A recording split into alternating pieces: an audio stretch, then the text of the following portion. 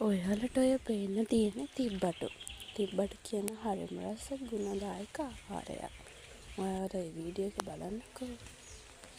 දැන් ඔයාලට ඔය පේන තියෙන ගස්ලබු කියන්නේ ඔය එක ක්‍රීම් ಜಾති වෙනකොට වෙන්ද පොලේ බහුලව දක්නට ඇති පළතුර.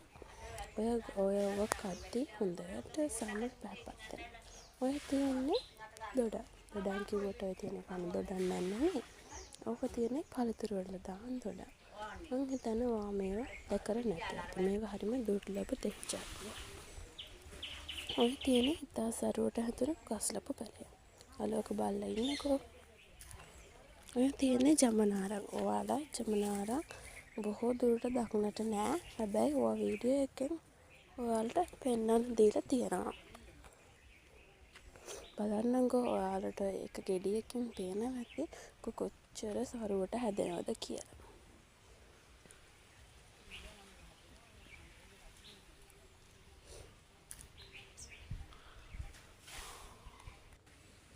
අපි මේ වීඩියෝ එක ගෙනාවේ ඔයාලගෙම හොඳට.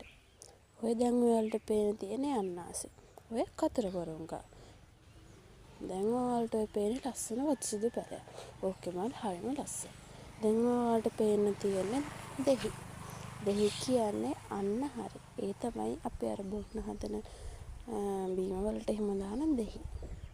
ඔය තියෙන්නේ ඒ තමයි. ඔයාලා මේ වීඩියෝ ක්ලිප් එක බලලා හොඳයි නම් ලයික් කරලා සබ්ස්ක්‍රයිබ් කරන්න අමතක කරන්නත් එපා.